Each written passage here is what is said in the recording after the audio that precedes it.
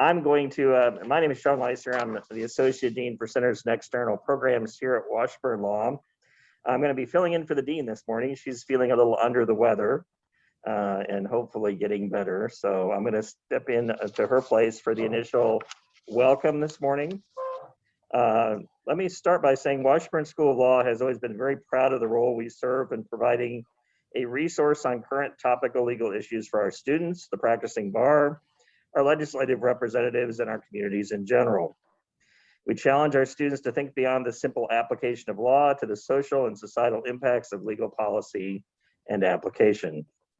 To that end, we're pleased to bring together today a broad variety of scholars and experts to speak on the American dream, reality, or myth.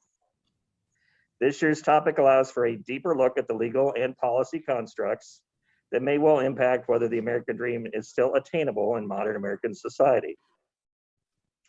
For our students, this is an opportunity to understand where law and legal policy impact society.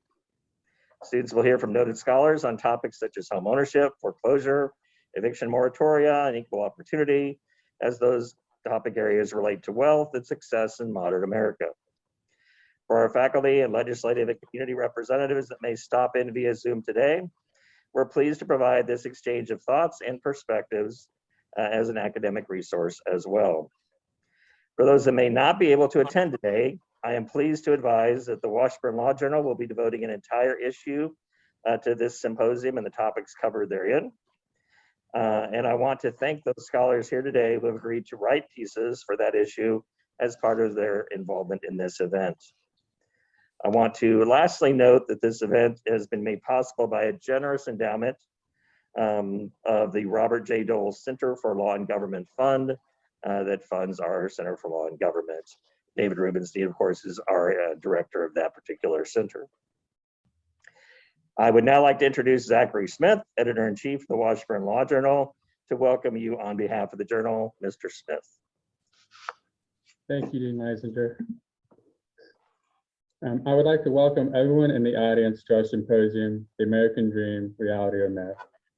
I would also like to welcome and thank all of our speakers and panel moderators for participating in today's symposium.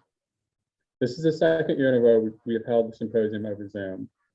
Now that we have another year of virtual life under our belts, I hope that the planning went smooth this year. But I want to thank everyone involved with planning and organizing this event for their flexibility and hard work in making this virtual symposium a reality. The Journal Board began planning this event last spring. As we discussed potential topics, we knew we were interested in the relationship between systemic and structural inequality and the law. We wanted to explore these concepts through a legal lens to understand how the law can contribute to or remedy inequality. In order to focus the symposium, we decided to use the American dream as a conceptual framework. The American dream is perhaps the most powerful and enduring ideal in our nation's consciousness. But the American dream has also been criticized as an inaccurate or even harmful myth. Taking this conceptual tension as our starting point, today's symposium will explore the core aspects of the American dream and the policy and laws that shape them. I am very excited to have our expert speakers here to share their illuminating thoughts today. And I'm hopeful that we will all log off today with an enriched understanding of just what the American dream does and can mean. Panel 1 is entitled Home Ownership, the Fable of the Foundation. This panel will explore the accuracy of home ownership as a symbol of the American dream. The keynote address is titled Home is Where I Want to Be and will be delivered by Professor Jennifer Taub. Professor Taub will discuss the legal efforts that can be employed to stave off foreclosures and evictions and to help find housing for those without homes. Panel 2 is titled Equal Opportunity, Fiction or Reality. This panel will explore the connections between opportunity, wealth, and status in achieving success in the American society. So with that, I would like to introduce our first panel moderator, Professor Andrea J. Boyack. Professor Boyack is the Norman R. Pozez Chair of Business and Transactional Law at Washburn University School of Law and co-director of the school's Business and Transactional Law Center. Professor Boyack teaches property, contracts, real estate transactions, housing law, debtor-creditor law, commercial leasing, and other courses related to real estate transactions and finance. She writes extensively in the area of housing law and policy. Before she entered academia, Professor Boyack practiced corporate, commercial real estate, and finance law for 13 years in New York City and the Washington, D.C. area, with several large firms, and as a regional counsel to a publicly traded national real estate developer. Professor Boyack, I turn it over to you.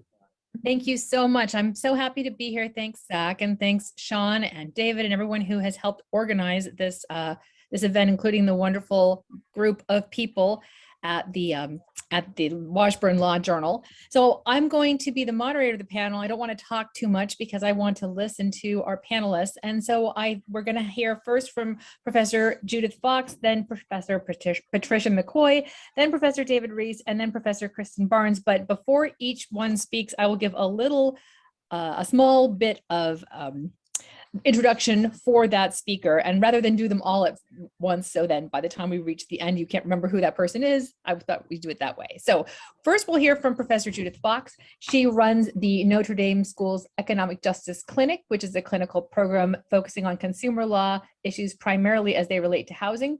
She teaches a number of courses related to economic justice, including housing law and consumer law, and she has served on the Consumer Advisory Board of the Consumer Financial Protection Bureau, and she's a member of the Legislative Committee of the National Association of Consumer Advocates.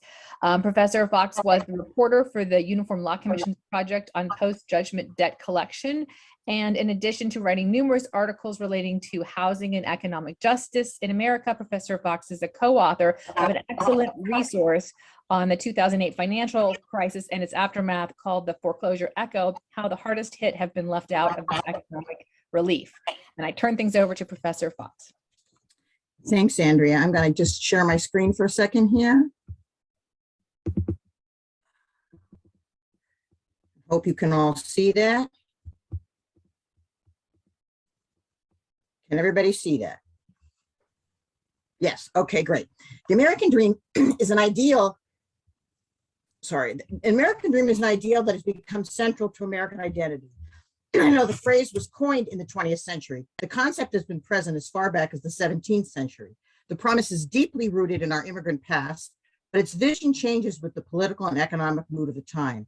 It lies somewhere between myth and promise. It is the promise of success for those viewed by society worthy of that promise, but a myth for millions of others of the wrong gender, race, or class. Throughout our history, government actions and inactions have reserved the dream for a select few, and while many Americans still aspire to the dream, many no longer believe in its reality. My presentation will introduce the origins of the American dream, how the American dream helped create an unequal playing field. I leave it to my colleagues in this panel to tell you how the history has left us today.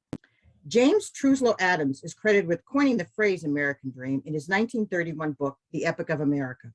He explained the American dream as, quote, that dream of a land in which life should be better and richer and fuller for every man, with opportunity for each according to his ability and achievement. To Adams, the American dream, to Adams, the American dream was not about wealth or the attainment of property. Instead, he viewed it as, quote, a social order in which every man and every woman should be able to attain to the fullest statute of which they are innately capable and be recognized by others for what they are, regardless of the fortuitous circumstances of birth or position.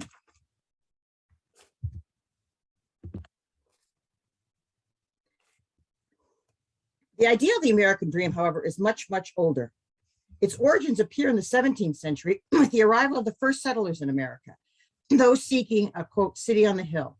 The perception of that dream has changed over time and economic circumstances. It reflects the tensions between individualism and laissez-faire economics on the one hand, and the ideals of community and equality on the other. Puritans came to Massachusetts and Quakers to Pennsylvania for much the same reason, to create a new society centered on God and community. Unlike the settlers in, for example, Virginia, the Puritans and Quakers did not want to recreate European life or retain European ties. They specifically wanted a new vision, an American vision, where religion formed the basis of society and the needs of community predominated. This early version of the American dream saw society without the class distinctions and church hierarchies of Europe, but it was not an egalitarian dream. It was a vision specifically designated for the Protestant white male, and it was not a vision of America shared by all the colonists. The Virginia settlers came to America to make money. They clung to the European models and did not share the dream of William Penn's, quote, poor man's country. Class divisions were more important than racial ones, at least at first. Bacon's rebellion marks the start of changing racial attitudes in Virginia. Prior to this, Black slaves and white indentured servants were viewed much the same from a class perspective. Nathan Bacon wanted the Virginia colony, Jamestown in particular, to be harsher towards the Native Americans, believing all Indians should be attacked, friend or foe. He wanted a commission to raise a militia to kill Indians, and the governor disagreed. Bacon united the Black slaves and the white indentured servants in a rebellion, ultimately burning Jamestown to the ground. Bacon died shortly after, so he never led his Indian wars. The rebellion, however, changed race relations in Virginia and America. Prior to the rebellion, white indentured servants and Black slaves were very similar in social status and rights. Wealthy landowners were fearful of the possibility of these groups uniting against them. To combat that fear, they increased the rights and social status of white servants and diminished those of slaves. Essentially, they convinced the white indentured servants that being white, they were more like the wealthy landowners than the Black slaves, something that in reality was not the case. As Cheryl Harris would later explain, whiteness had become property. What followed was a series of laws that clearly determined who was white and who was not, the consequences of which would adversely affect those in the who's not category for centuries. One of the most significant facts, and unfortunately I left it off my chart, is that in 1670, South Carolina became the first colony to formally institutionalize slavery in its charter. During the 18th century, I'm going to leave that last slide on so you can read what I didn't say, but during the 18th century, the American dream really began to take shape. America was a land where anyone could own your own land, support your family, and pass on your assets to your children, or so the rhetoric proclaimed. But it was still a dream for white men. For the most part, women could not own property until at least the middle of the 19th century, when states, beginning with New York, adopted the Marry Woman's Property Act. Minorities would wait much, much longer. Two distinct views of this dream emerged at this time and have influenced how we perceive and attempt to enable the American dream: the Jeffersonian and the Hamiltonian views. The Jeffersonian view is focused on equality, individualism, tempered by community and the promise of prosperity through land, specifically farming. He believed that America would be successful so long as there was equality and vacant land enough for every citizen. Hamilton's view of the American dream is much more aggressive. He embraced laissez-faire capitalism. His vision was one of enabling entrepreneurial activity. He saw America as a land of opportunity, but had no problem with winners and losers in pursuit of that American dream. Jefferson believed strongly in the need of an agrarian society and felt that so long as America did not fall into the urbanization that was seen in Europe, it would succeed. To him, the American dream lay in every man's ability to own his own farm. In 1785, Jefferson proposed the idea of awarding every white male settler 50 acres of land. It goes without saying, the land he was proposing giving away was Indian land, some bought, usually under duress, and others taken in conquest. Jefferson's vision of free land was never realized. Instead, largely due to the massive war debt, the new country decided instead to auction off the land to the highest bidder. The land was priced well out of reach for most colonists and ultimately came into the hand of speculators and already wealthy landowners. Many of our founding fathers engaged in and profited from these land deals. The egalitarian view of the American dream seemed doomed. The American dream of, as William Penn declared, a good poor man's country was already on shaky ground. The 1790 Naturalization Act further protected the white male elite, restricting citizenship to free white persons. The initial view of America as a land of equal opportunity had strings. This was just one of hundreds, maybe thousands, of government actions that have privileged one group of Americans over another throughout our history, setting up the inequality in wealth and income that endures today. It was clear that the American dream was being reserved for white male European immigrants. The Western expansion and corresponding land grabs saw the decimation of native populations, both through disease like smallpox and measles, for which the native populations had no immunity, and war and slaughter. Many states set up bounties for Indian scalps. Pennsylvania in 1764, for example, authorized a bounty of $134 for every male scalp, $130 for female, and $50 for a child. By the end of the 19th century, the native population had fallen from somewhere between 2 and 5 million to less than 250,000. As mentioned, the American dream was being reserved for white European males. In the next few slides, I'll point out a few, very small number, of the government actions that targeted specific ethnic groups, hampering their realization of the American dream. As mentioned, Native American populations were decimated, as was their language, cultures, and the land they lived on. For example, in 1851, the Sioux tribe was forced to give up all of Iowa. In 1853, California declared all Indian lands available for white settlers. Native tribes had already been pushed westward. When the state of Georgia moved to push Indians off their territory, the Indians sued. The U.S. Supreme Court declared in Worcester versus Georgia that Native tribes were sovereign and Georgia had no authority. However, President Jackson disagreed. The result was the Trail of Tears, where thousands of Native Americans were marched over 5,000 miles with thousands of deaths and the loss of their territory in the South. But the land grab did not end. There were valuable resources in the Western lands, and now the white business interests wanted those as well. The General Allotment, or Dawes Act, followed in 1887. Native American reservations were divided up and given to individual male tribe members, although some tribes were able to argue that because women in their culture were equal, women should get allotments as well. The plots were designed to be farmed and simple farming tools were supplied. If it wasn't farmed, it was put back in trust for other families. Excess land was sold to white settlers and businesses. In 1890, the promise was broken again, and the land in trust also sold off. In the end, millions of acres of Indian land were again lost to white ownership. To this day, though it's hard to track, evidence suggests that Native Americans have some of the lowest homeownership rates. Mexican Americans, like other Native people, saw vast swaths of their land stolen from them with westward expansion. The 1848 Treaty of Guadalupe Hidalgo required Mexico to cede more than half its territory to the US.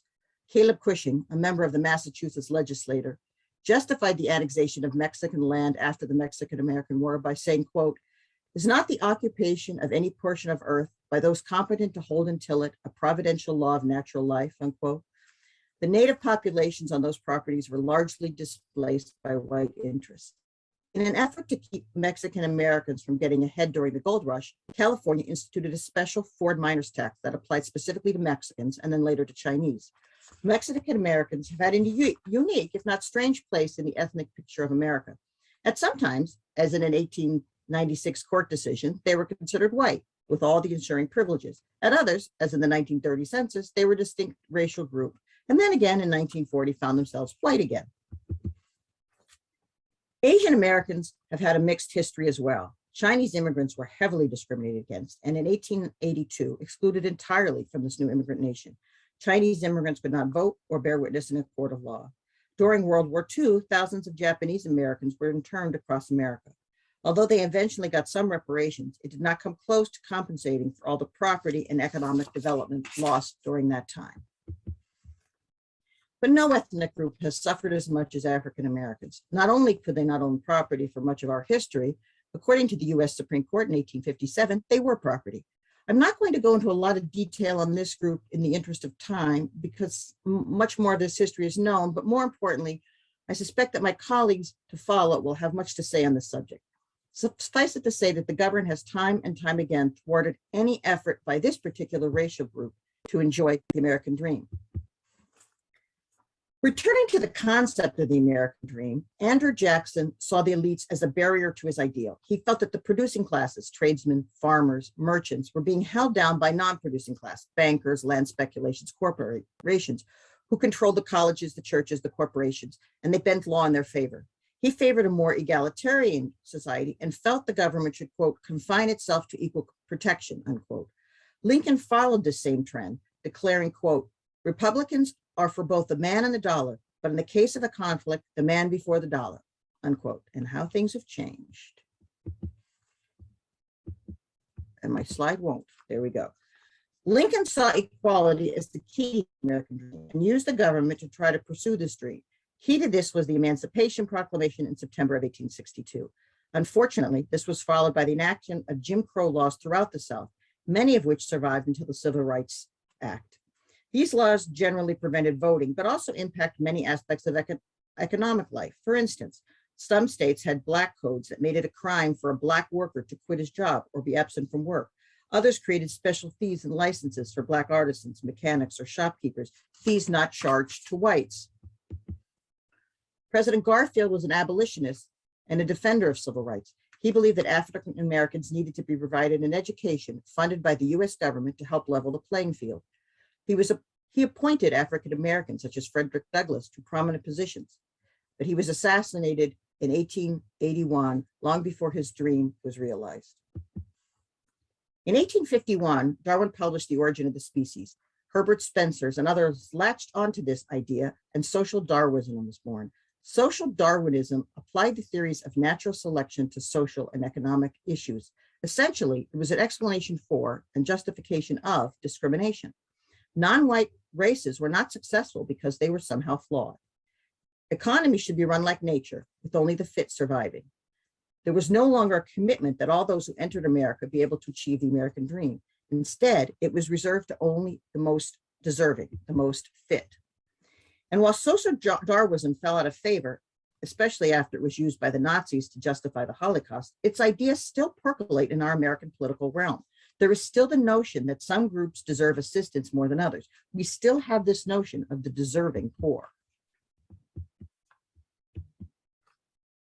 Teddy Roosevelt took office early in the century at a time when social Darwinism had not yet taken over the American dream. He had a more liberal view, which we call the New Nationalism. He believed in government intervention to help people achieve the American dream. Quote, "I stand for a square deal. But when I say that I am for a square deal, I mean not merely that I stand for fair play under the present rules of the game, but that I stand for having those rules changed so as to work for a more substantial equality of opportunity for regard for equally good service." The social Darwinian mode of the American dream, however, was gaining prominence and unfortunately endured for a long time. It is well portrayed by men like Andrew Carnegie, who believed that equality was earned in the marketplace. Charity, he felt, was throwing good money at bad people. Income inequality grew. Even after the stock market, Herbert Hoover still supported laissez-faire economics and social Darwinism view of the American dream. He saw the American dream from a Hamiltonian point of view. It was about equal opportunity, not equal reality. The Great Depression returned us to a more Jeffersonian view of the American dream. FDR spoke of the crisis, quote, "No more free land in our industrial combinations," unquote, becoming uncontrolled and, quote, irresponsible units of power. FDR sought to use government programs to reinvigorate the American dream in his New Deal. Unfortunately, when it came to housing policy, racial discrimination and redlining, which I'm sure you will hear more about this afternoon, made this a hollow promise for many minority communities. Well, there's been a lot of talk before. LBJ took action. During this administration, we saw the passage of the Fair Housing Act and multiple other civil rights legislation. He saw the need to repair the scars of the centuries through government action. His war on poverty did have some impacts, but it seems the scars take much longer to cure. With the Reagan administration, we saw the return to social Darwinism, survival of the fittest. Programs to help even the playing field were eliminated.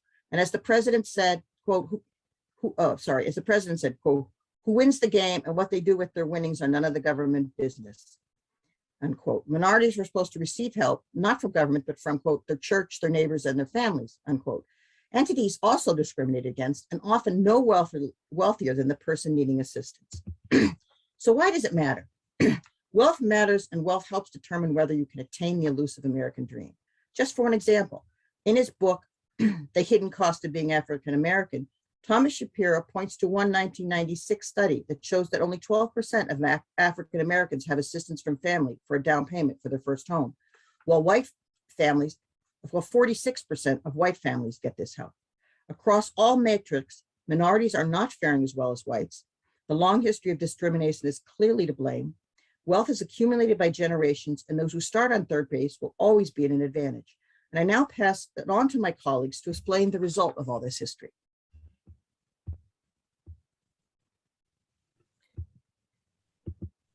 Thank you so much, Professor Fox. Really appreciate that. We're going to hand the mic over to Professor Patricia McCoy. She is the Liberty Mutual Insurance Professor of Law at Boston College and nationally renowned for her scholarship on financial services regulation. And in 2010 and 2011, actually, she joined the Treasury Department and helped form the new Consumer Financial Protection Bureau and served as the CFPB's first assistant director for mortgage markets. Professor McCoy teaches insurance law and banking regulation and other financial service regulatory courses And years before the financial crisis had raised alarms about the danger of subprime loans, and continues to point out dangers of predatory lending in her legal scholarship and in the news media. She's visited as a scholar at the MIT Economics Department and served on the Federal Reserve Consumer Advisory Council, and was appointed by the American Law Institute, who advised on the third restatement of consumer contracts. Professor McCoy. Well, hello, everybody. Thank you for having me here today. As some of you know, I grew up in Lawrence, and as I speak, my nephew is attending Washburn, majoring in biology. So it's really nice to be back home, if even virtually. I'm going to try to share my slides here. There we go. Very good. Our topic on this panel is whether the touted benefits of home ownership are real or imagined. I am clear-eyed about the risks of home ownership, and as both Professor Fox and our later speaker will discuss, we have a sordid history of housing discrimination in this country as well. That said, I do have faith that we can work towards change.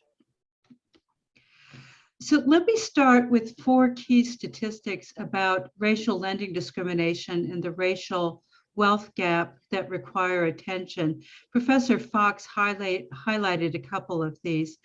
First of all, we still see the persistence of disparities in loan denials according to race and ethnicity. If we go back to 2019, and I like to go back to that year because it's pre-COVID, nearly 16% of Black applicants who applied for home mortgages were denied.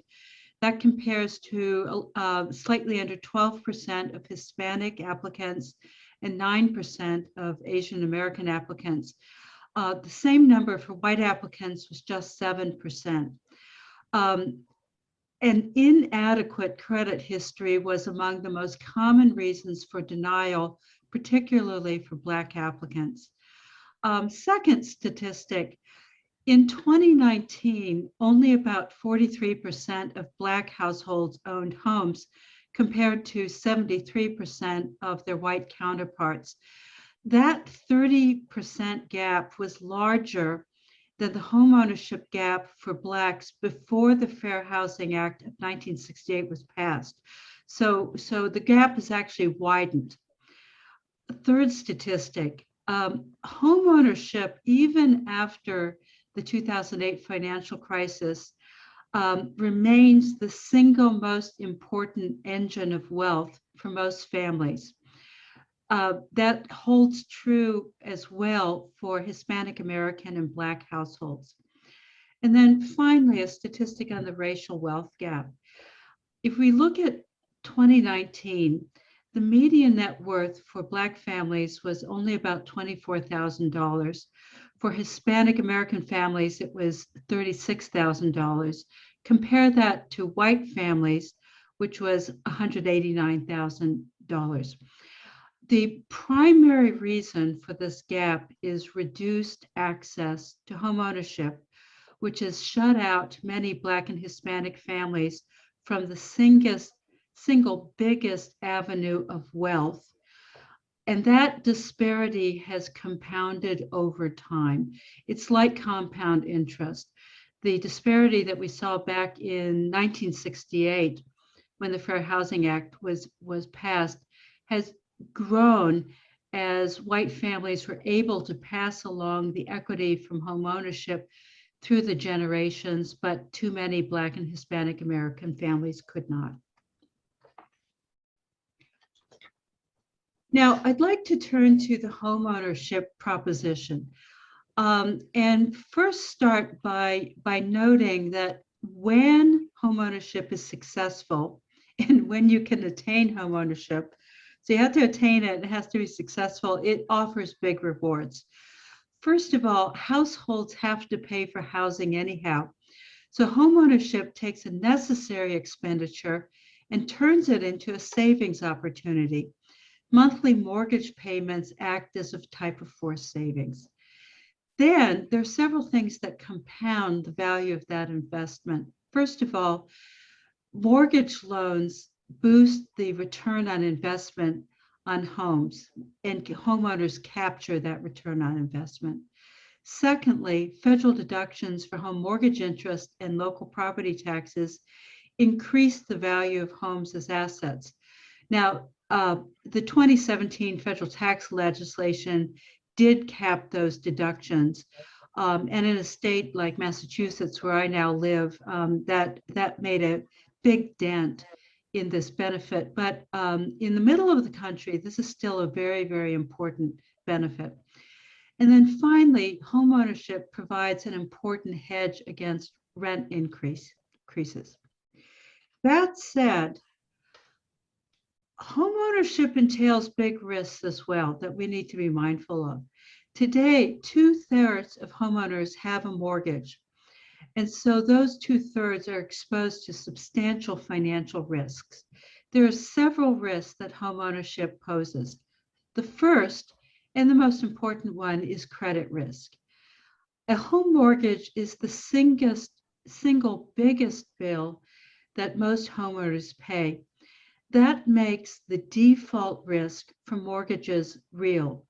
There are several reasons why homeowners can default on their mortgages.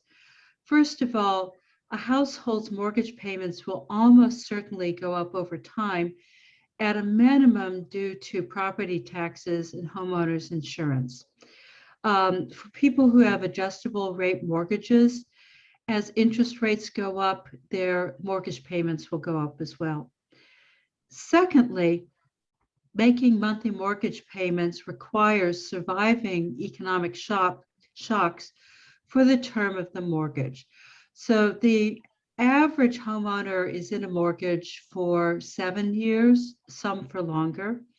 And every single month they have to make those mortgage payments or else they will be delinquent. Reasons for missing mortgage payments include unemployment, divorce, illness, death in the family, and any of those and other events can result in the loss of income or higher expenses that make it harder to meet mortgage payments. We saw this on a massive scale during COVID due to spikes in illness and unemployment. At the end of last year, almost 3.5 million mortgage borrowers were behind in their mortgage payments. And then finally, on top of this, homeowners bear the cost of maintaining their homes, which adds to their cost burden. A second risk is falling home values. We like to think of home values as always going up, up, up, and today that very much feels the case, but it's not always the case. If home values fall, distressed borrowers who suddenly owe more on their mortgages than their houses are worth will not be able to sell their homes for enough to pay off their loans. That generally can put distressed borrowers into a corner and push them into default. The risk of falling house prices is especially heightened in lower income cities and in minority neighborhoods. So the populations that we're worried about especially face this risk. And then the last risk I'd like to highlight is lack of diversification. If we think about it, in any other circumstance, financial advisors would caution people not to invest their entire nest egg in an asset that is illiquid and volatile. And that is what housing is. Too often as well, the money needed for mortgage payments makes it harder to save for emergency and other life goals. Many lower income homeowners have very little cash, and that destabilizes their finances. So we need to worry about the lack of diversification. Long story short, I feel very strongly that we need to balance credit access on the front end with default risk on the back end. Homeownership can drive families into financial ruin if payments become unmanageable. It's not enough to help more families buy homes. we must also assure that they remain homeowners, that their homeownership is successful. Our goal has to be expanding homeownership that is sustainable. So here I'd like to end on an up note, which is we know how to do this. And there's a lot more we could do to make this a reality. There are 4 big things we can do to expand sustainable home ownership. What we need is follow through and political will. So the first thing is to increase the amount of affordable housing. In many parts of the country, housing prices are much higher than ordinary families can afford. And here in Boston, we really struggle with this. This problem is beyond the scope of my talk, but at a minimum, we need to build more lower priced homes and have more flexible zoning that permits the building of these homes. Point 2 is adopting more flexible loan underwriting. We can expand access to mortgages in a safe manner in several respects. First of all, there are proven ways to make responsible underwriting more flexible, including by paying attention to credit score and down payment requirements. On the down payment topic, down payment assistance can help buyers who have relatively little savings acquire homes.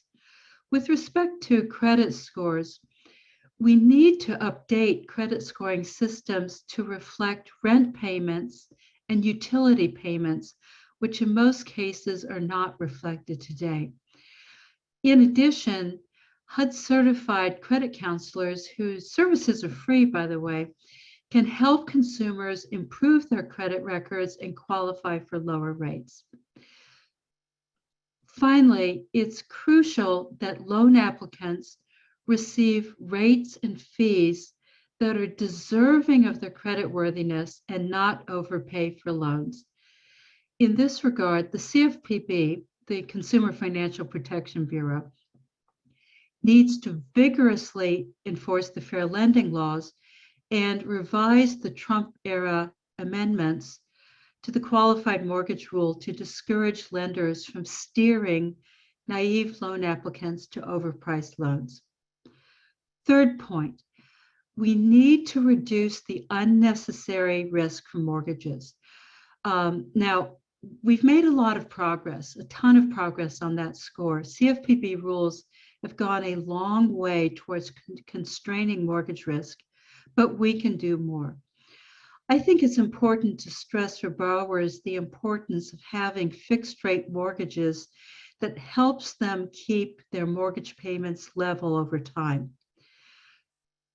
In addition, we need to expand programs to help lower income homeowners with home maintenance.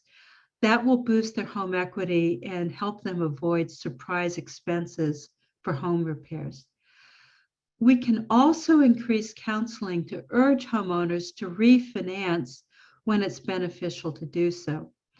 And then finally, robust foreclosure prevention programs can help ensure that distressed borrowers are not needlessly evicted from their homes.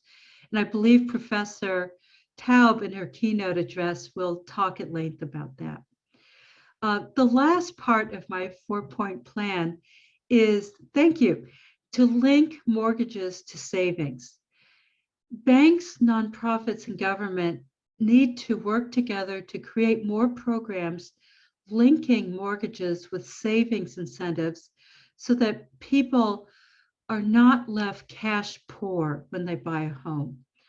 They have some savings for emergencies and to work towards larger life goals such as college education and/or retirement. These programs could reward savings either with mortgage approval or structure mortgage payments after closing to include a savings component. In addition, we have a precedent of what I call matched savings programs that would boost the incentive to participate in savings programs.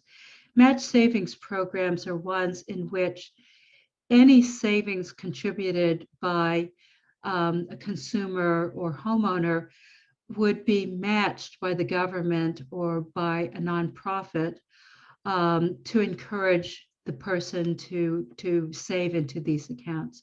So with that, my comments are at an end, and I say thank you so much, and I welcome your thoughts and questions.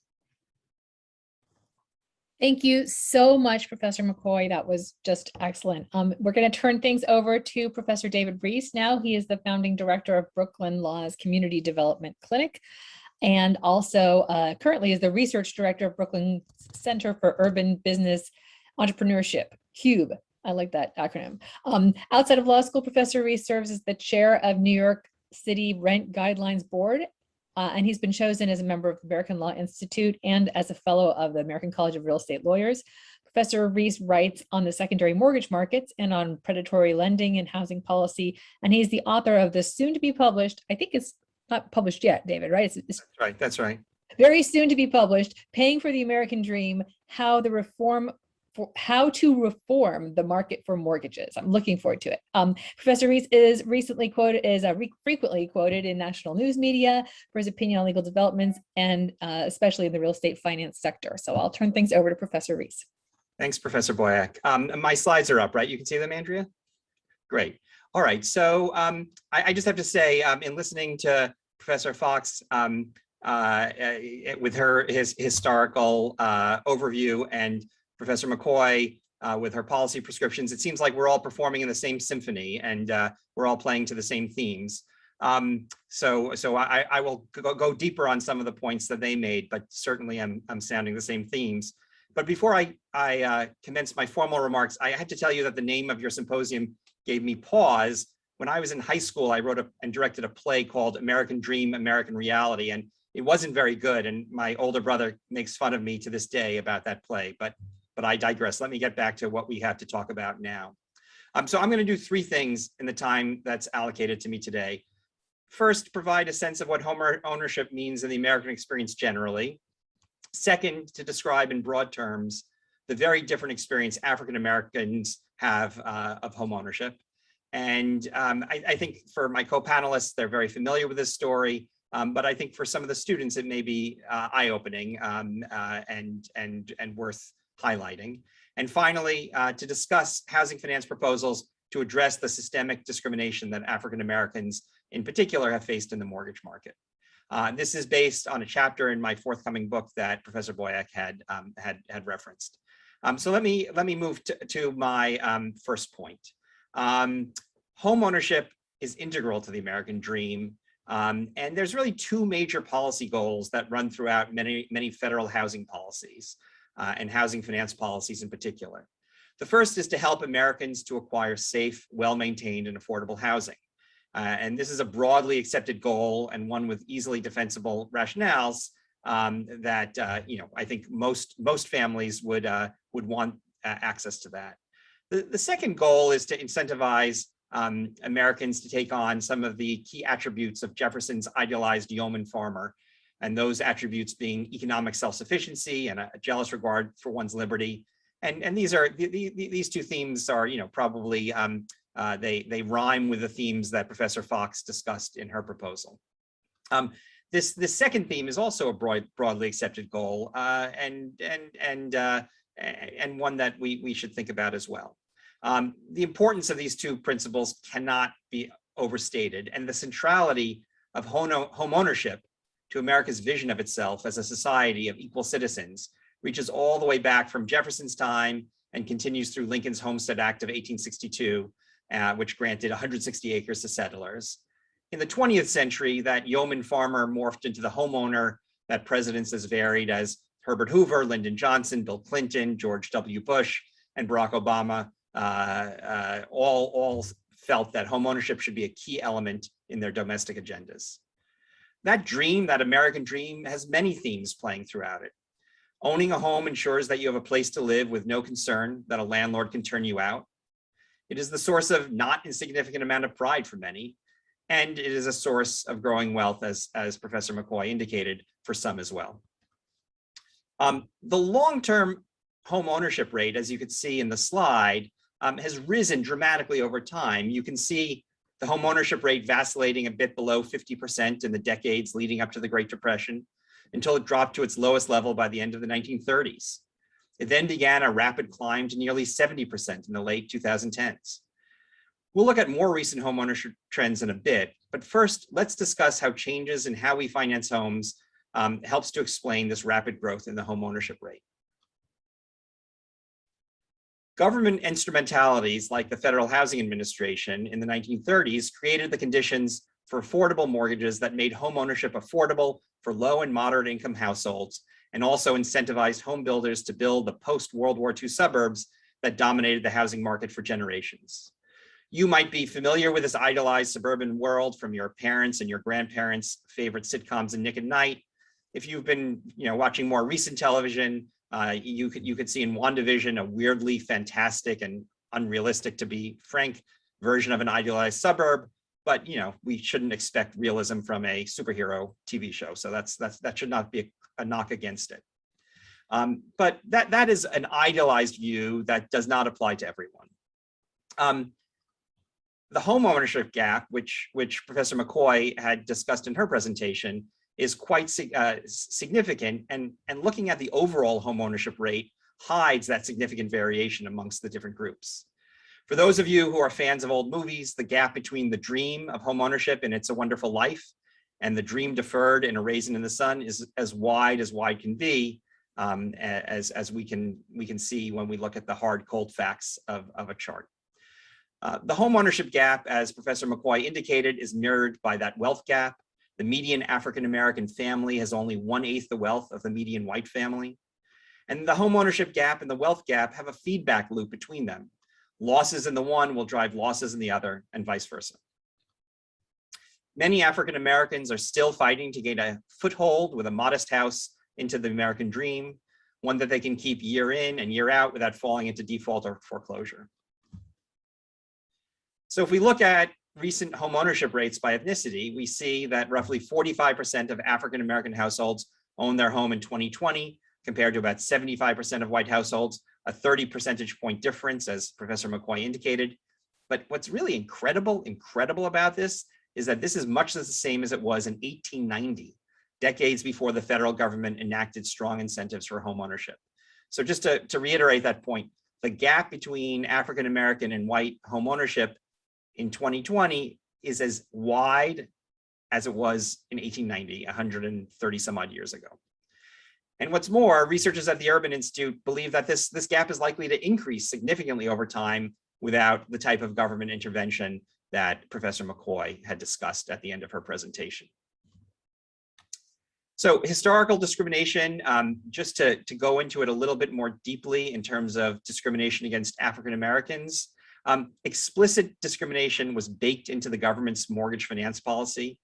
You may have learned about redlining in your property class. Not everyone may have, but some of you may have. And you could see in the slide, there's one of the maps that was used where government agencies relied on maps that said, this is an okay place to lend, and this is not an okay place to lend. And often the not okay place to lend would have had African-American residents. Even as few as one African-American resident could change its status as a place to lend. And this was baked into government housing finance policy since the 1930s.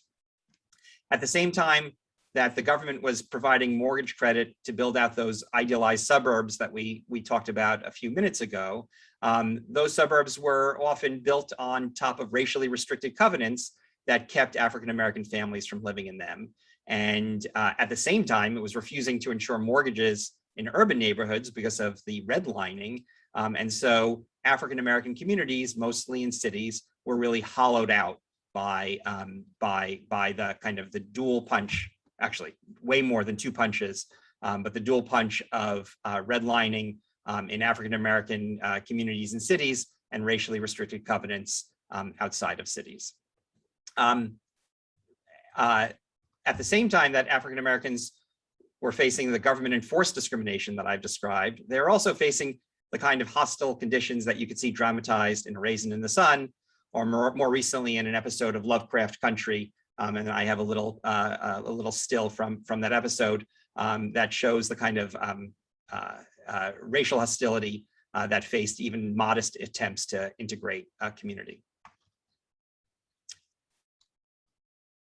So Pat had indicated that African Americans and whites and other groups have different responses in the mortgage market.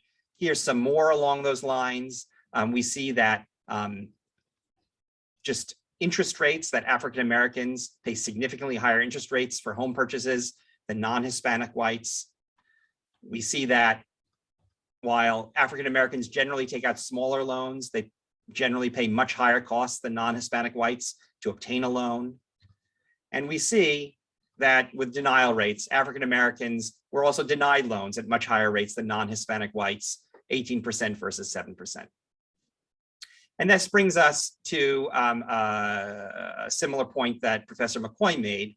This is a blog post by one of the leading housing finance researchers, Lori Goodman, and her colleagues at the Urban Institute. And it shows that all of the gains in African-American home ownership that had been made since the Fair Housing Act of 1968 was enacted, have been erased since 2000.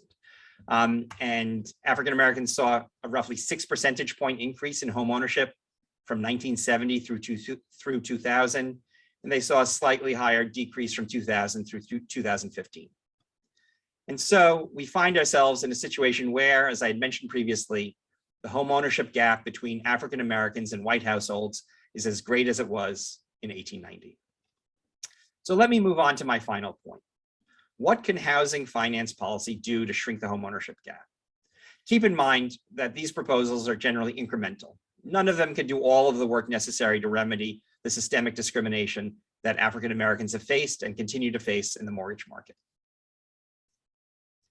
There's a range of responses that policy analysts have come up with. Can you kind of have innovation with affordable mortgages?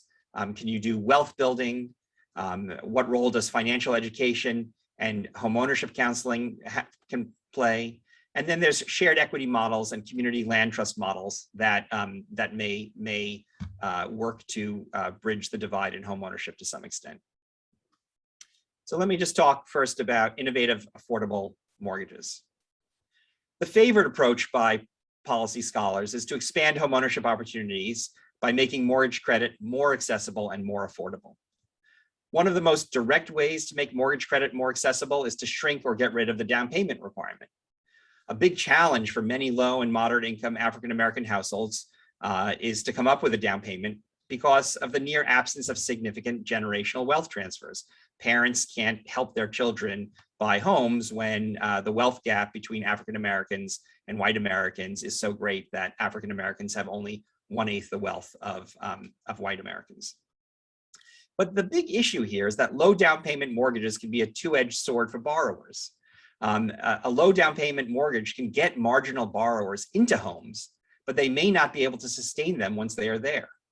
And so commentators have tried to think of ways of tweaking down payments and tweaking mortgages to make it more likely that once you get a household into a mortgage, they can stay there for the long term. One proposal is to raise income limits for down payment assistance. In other words, to acknowledge that African Americans have less wealth and so make down payment assistance more available so that more African American families can access the mortgage market. One can also play around with the characteristics of a mortgage. As seen on the slide, people look at things like interest rates and they say, can we subsidize the interest rate? Can we subsidize the closing costs to reduce the monthly burden of the mortgage? Can we get rid of private mortgage insurance or have automatic refinance options or allow for payment flexibility to deal with some of the kinds of challenges that low and moderate income borrowers, particularly African American borrowers, face because of the challenges that they face that may hit them more strongly because of the lack of the wealth that other communities have. And so if you're facing the normal challenges of life, like job loss, family dissolution, death, or extreme sickness in the family, some additional changes to how we conceptualize a mortgage can help to deal with that, to keep a person in their home. And so, thanks, Andrea. So payment flexibility might allow people to defer payments at a time of job loss, and then to make up those payments either over time or toward the end of the mortgage. Fannie Mae has been developing some mortgages. Home Ready is one of their more recent ones that takes in some of these elements to try to take into account the challenges that low and moderate income borrowers face. And that program is too new to see whether it does everything, but thinking along these lines will help us think about how do you not only get somebody into a mortgage, but how do you keep it sustainable? So other proposals, and I'm going to be a little bit more critical of these proposals than innovative mortgages. Other proposals have also been proposed. Professor McCoy talked a little bit about wealth building, and to kind of highlight her point, the wealth gap means that many African-American households do not have those significant financial resources to deal with those life challenges like job loss. And so some have proposed individual development accounts or housing asset accounts that work like individual retirement accounts, but they're there for homeownership costs, for unexpected repairs, for missed mortgage payments. They could involve a match from the government, like an employer match with an IRA.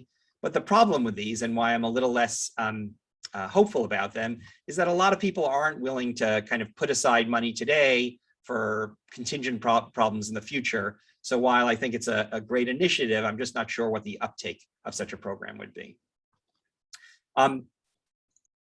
People also talk about improving financial education and homeownership counseling. These are intended to both teach people the general skills that they need to manage money, but also the skills they need to be homeowners in particular, like setting aside funds for repairs. But here, again, there's a problem in that the evidence for financial education has not demonstrated that people who receive it necessarily make better financial decisions. On the other hand, the Consumer Financial Protection Bureau has an associate director who focuses on this. We should continue studying it, but we should really be careful that we just don't support financial education for its own sake. We should make sure that it actually has positive results for those who benefit from it. And finally, some have proposed shared equity models and community land trusts to both allow for, thanks Andrea, both allow for current homeowners to have some equity appreciation and yet allow housing to remain affordable for the next generation of homeowners. So this could involve deed restrictions on house sales, where you say you can only sell the house to a person of a certain income, and you can only take so much of the increased equity from the house. Limited equity cooperatives are a similar concept. They exist primarily in cities like New York City, but again, it allows the homeowner to build up some equity, but then to cap that equity that they take out of the property to benefit the next homeowner. And then community land trusts, which are getting a lot of attention around the country, which are a model where effectively a not-for-profit owns the land, and then the homeowner owns the home on the land. So you're separating out the land from the building, and again, you're able to control how much equity the homeowner takes out in such a program. The problem with this solution is that these types of programs really need cheap or free homes to be scaled up in any significant way, and this is hard to find in the places where people want to live and where they have access to jobs. So if I were to put my money on anything, it would be on innovating affordable mortgages so that we can keep people in accessible and sustainable homes. So that concludes my remark. I'm on the verge, and as my co-panelists I think will appreciate, I'm on the verge of handing in my draft of my book. Writing my book has been perhaps the hardest thing I've done, and I can't ever imagine writing another one. But when it does come out, I hope you pick it up. Thank you, Andrea. Thank you, Professor Reiss. I'm looking forward to the book too. There's a lot of really great scholarship and things that a lot of our panelists have produced. If anyone who's listening is interested in these going into greater depth, I encourage that you look into those things. Now, our last speaker on this panel is Professor Kristen Barnes. She's the Associate Dean for Faculty Research and Professor of Law at Syracuse University College of Law, where she teaches courses on property, housing law, voting rights law, and international law. Professor Barnes draws on her Harvard JD as well as her PhD in literature in her scholarship for anti-discrimination and equality law and property and housing, education, constitutional law, and pensions. She writes broadly on a lot of things. She's twice been awarded residency as a visiting scholar by the American Bar Foundation and has presented her work at numerous prestigious national and international conferences. Professor Barnes has served as the AALS Property Law Section Chair and the Chair for the Real Estate Transaction section, and is the chair-elect for the European Law section. And she's also a member of the University of California, Berkeley's Comparative Law Equality Working Group. I will turn things over to Professor Barnes. Thanks so much, Andrea. And I've really enjoyed listening to all of the presentations of my co-panelists. And I think all of those presentations together should make everyone ask, for whom is this American dream? Is it really something that embraces the entire US community, or is the dream for a select few? My talk is on housing and integration. And if you look at the latest census data for 2020, what you find is that there is increasing racial and ethnic diversity in the US. But what's disturbing is that residential racial segregation persists. And we have these powerful tools of the Fair Housing Act, inclusionary zoning, landmark US Supreme Court decisions aimed at diminishing racial discrimination in housing, but they are not or have not yet succeeded in disrupting sufficiently those racial segregation patterns. And my presentation focuses a bit on making that case that we're still in this moment, this troubling moment, but also why is that a problem?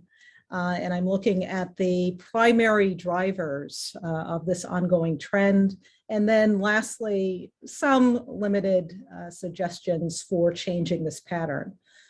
So first, where is the evidence that with respect to housing, the country is still experiencing these high levels of segregation according to race? There are numerous reports documenting this. One study from the University of California, Berkeley notes that, quote, out of every metropolitan region in the United States with more than 200,000 residents, 81%, that's 169 out of 209, were more segregated as of 2019 than they were in 1990. So we're going in the wrong direction. I know that Judy started off by providing some important historical concepts for the notion of the American dream. And I just want to build a little bit more in that historical context. Lawyers tend to think in terms of legal strategies and instruments that can mitigate or solve problems. When we look at the instruments available in the legal landscape, it strikes me that the country should be in a much better position when examining racial integration in housing. And if we go back to Buchanan v. Worley, this case was decided in 1917, and Shelley v. Kramer, a case that was decided in 1948, several decades ago. But nonetheless, in this current moment, we still have chronic underinvestment in certain minority communities. And as I mentioned before, this continuing segregation. You may know already the case of Buchanan. I'll just briefly talk about it. But in Buchanan, the US Supreme Court considered the constitutionality of a city racial zoning ordinance in Kentucky, which required, quote, the use of separate blocks for residences, places of abode, and places of assembly by white and colored people, respectively, end quote. The property in question was situated in the so-called white block. The proposed transaction was the sale of that property by a white person to a Black man. And the court framed the question as follows. May the occupancy and necessarily the purchase and sale of property of which occupancy is an incident be inhibited by the states or by one of its municipalities solely because of the color of the proposed occupant of the premises. The court responded in the negative, holding that this ordinance violated the 14th Amendment. In so ruling, the court recognized the limits of a state's and by extension a municipality's police power to impose racial housing regulations. The limit, as the court made clear, is the federal constitution and any statutes authorized thereunder in fulfillment of its protections. And interestingly enough, the court deemed the city's rationales of racial harmony, peace and order, and concerns over the deterioration of property owned and occupied by white people as insufficient to override constitutional rights and guarantees. So great reasoning in this decision. And I know that there have been some wonderful analyses emphasizing, well, it was really about the white property owner's right to contract and be able to dispose of his property as he saw fit. But nonetheless, there are moments in the case that you could lift out and use in current day moments to question decisions on the part of municipal governments, state governments, and even the federal government. Then we have Shelley v. Kramer, which dealt with racial restrictive covenants and deeds. Again, this should be a case that you read in your property courses. You should be familiar with it. These covenants for covering the sale of property and prohibiting it to the sale of property to African Americans and Asian Americans, the court was examining.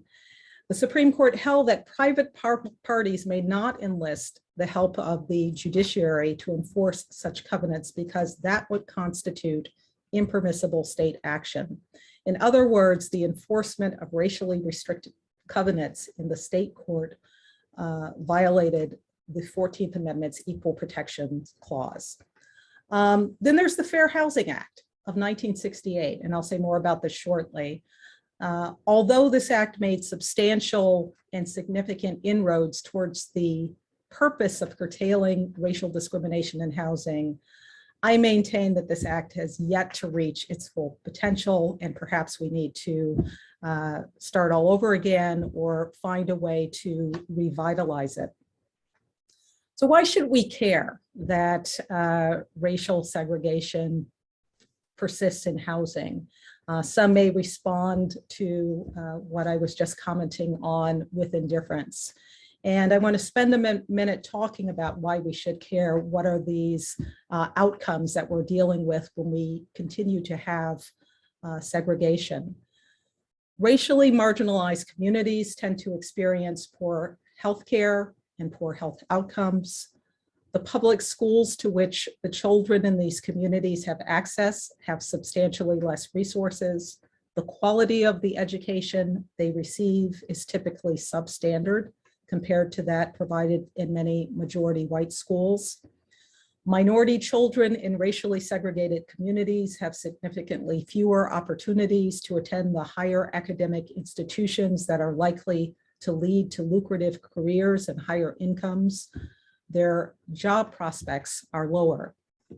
In comparison to white neighborhoods, on average, their home values are lower and the percentage of the population that owns homes is less, as we saw with the slides and presentations of the prior presenters.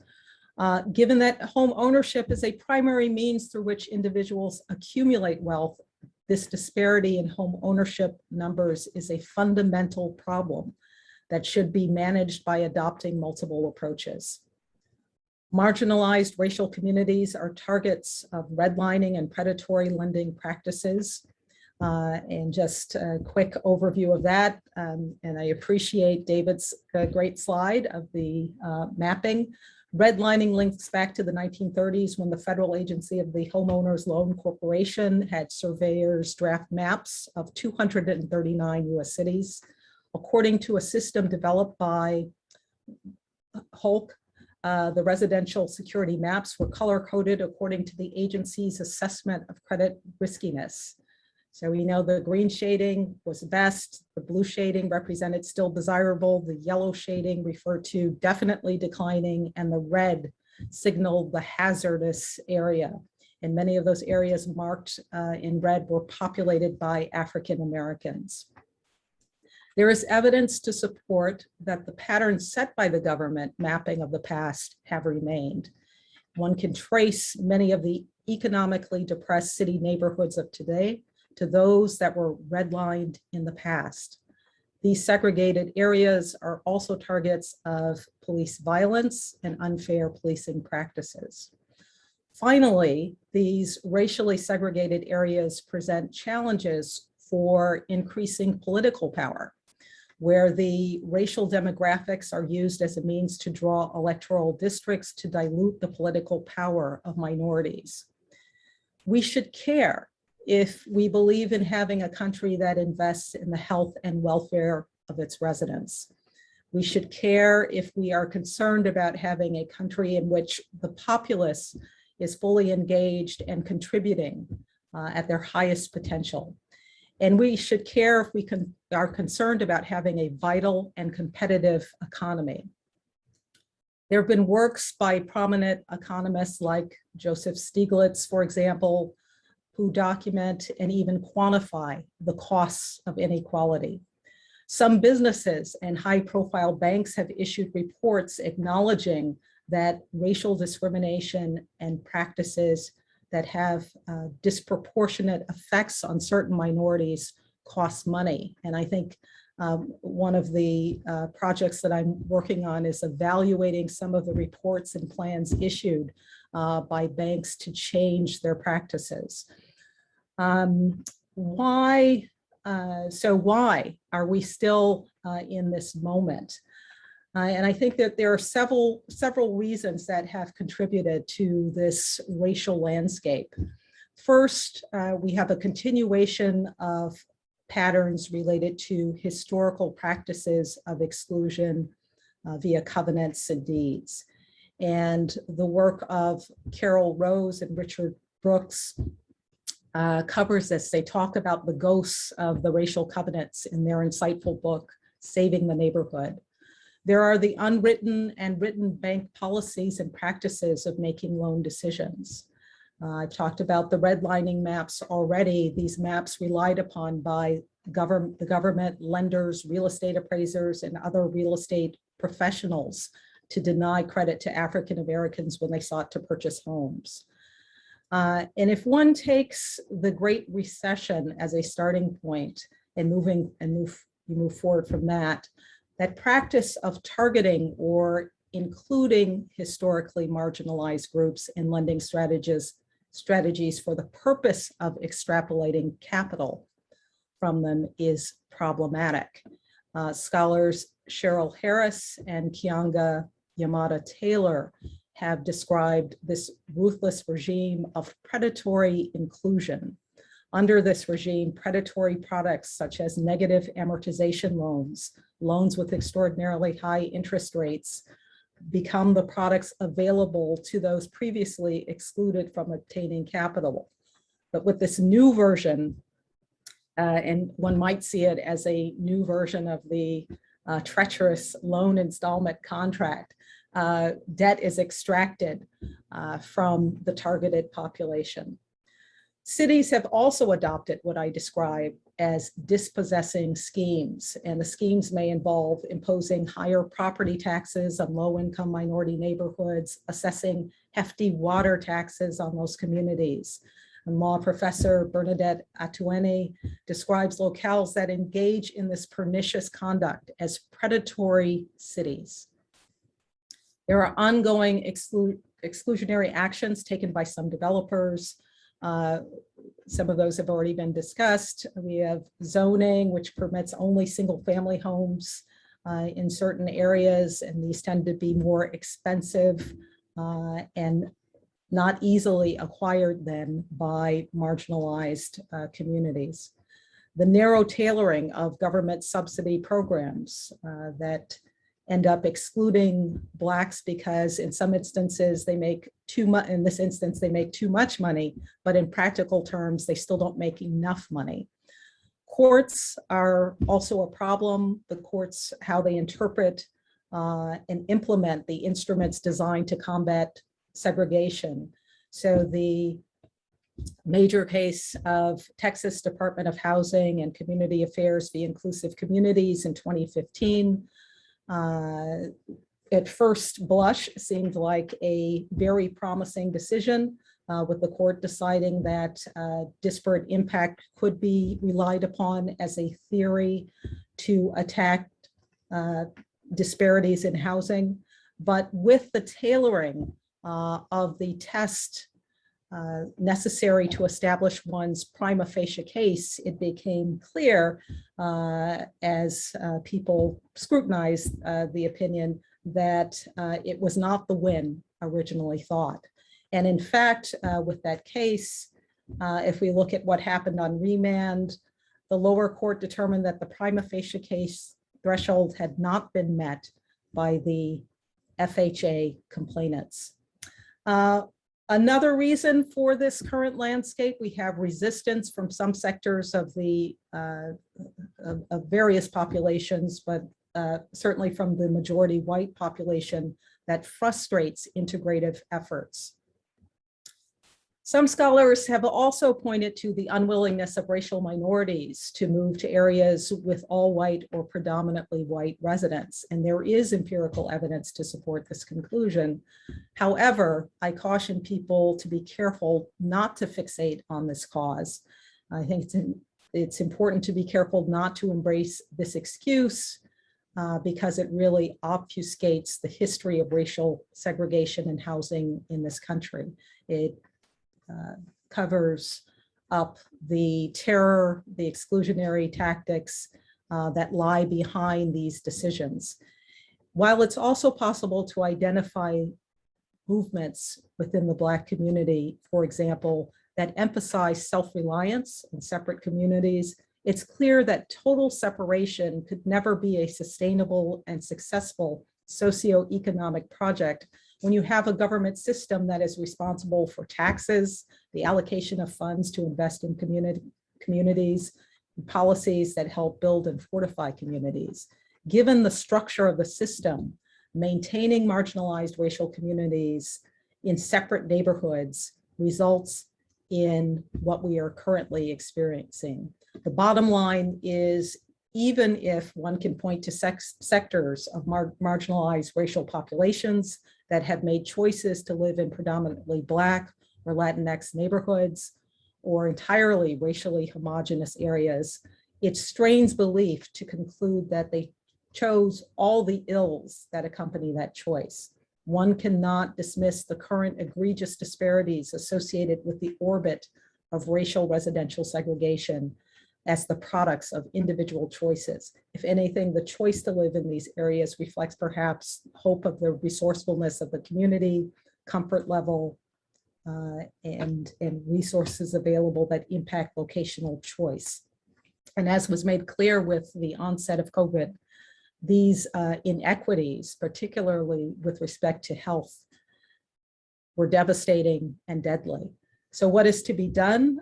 Again, just quickly, I think we've had some great recommendations already that have been put on the table. I think that we should look into rewriting a different test for disparate impact, for thinking about that affirmatively furthering fair housing rule that has been so distorted. It needs to be restored. There's been some discussion of monetary incentives via mobility grants. I find those interesting, but I don't think that we can rest all of our hopes on that solution. But why not pay people to integrate certain areas? And then banking. We need to enforce protections for consumers. We need better banking with caveats, and we need to explore the possibilities of small community banks and their investment in neighborhoods. And I'll end there. Thank you so much, Professor Barnes. I should say that one thing I didn't mention in the introduction is I recently wrote a profile of a piece that Professor Barnes wrote about this. It's called The Pieces of Housing Integration. It came out in 2020. Some really excellent thoughts about how, even though we've had some cases that purport to say that we are moving forward in our jurisprudence to protect fair housing, that perhaps we haven't, and maybe we're even going backwards. And I'm glad that we had that perspective as well, because a lot of what's been talked about, I think sometimes there's a tendency to frame this as an exclusively economic issue, as if you can ignore the racial aspect or somehow segregate out the racial aspect from the economic issue. And these things historically have been put together. So we have some great time now to have some discussion.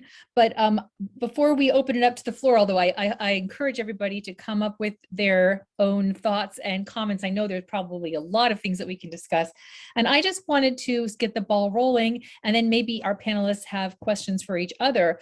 But one thing that sometimes you read in the scholarship talking about American dream with respect to housing and economic equality and these issues is there's sometimes this binary view of those issues, as if maybe we just need to focus on a racial integration sort of approach, and then the economics will be a trailing benefit.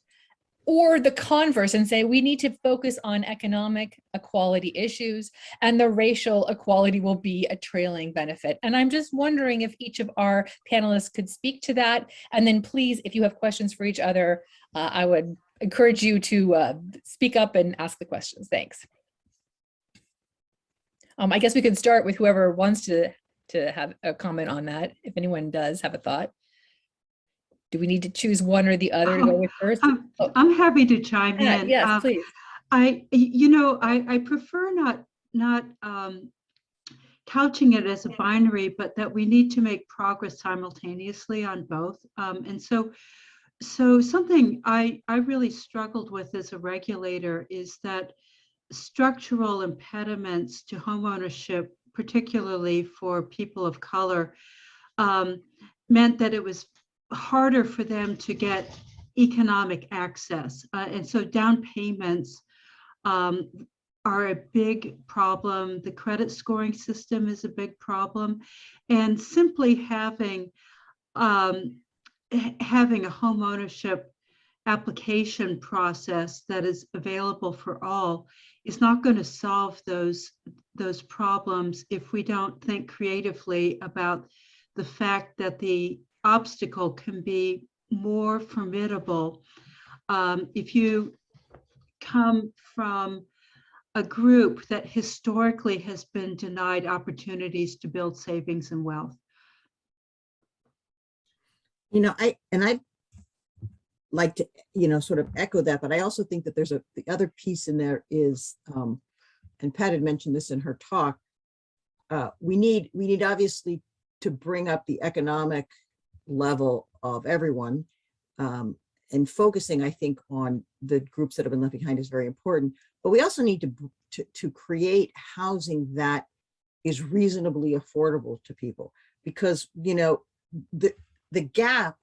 I mean, even in places where I am here in South Bend, where you can still buy a home for $60,000 or $70,000, that is becoming rarer and rarer, and the houses that are being built are all McMansions, and the affordable homes are all very old and in need of a lot of repair, which is a problem, I think, for a lot of these excluded groups, because they might be able to afford to get into the home, but they can't afford to repair the roof and fix the furnace and all of those other things. So I do think that you're not going to get long-term generational wealth accumulation, I think, without homeownership.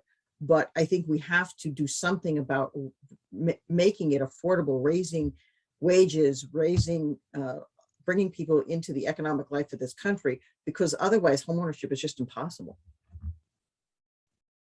I think I'm just going to join the bandwagon and say, when I first graduated from college, I went to work with homeless people in New York City, and I was like, oh, if you just give people homes, then that solves a big part of the problem. And then as you become more experienced in, I think, any field, you realize, oh, problems are really interrelated. And so there's health, there's income, there's housing, there's education. And so I guess my response to your question is, I think what you want to do is you want to look at policy interventions that have the biggest bang for the buck. And if one policy intervention operates in the sphere of integration, and that gets a big bang for the buck, or another one that operates in the sphere of income redistribution, that gets a bigger bang for the buck, then I think that's how I'd go about kind of evaluating policy responses to the problems we're talking about. Yeah, I think that's right.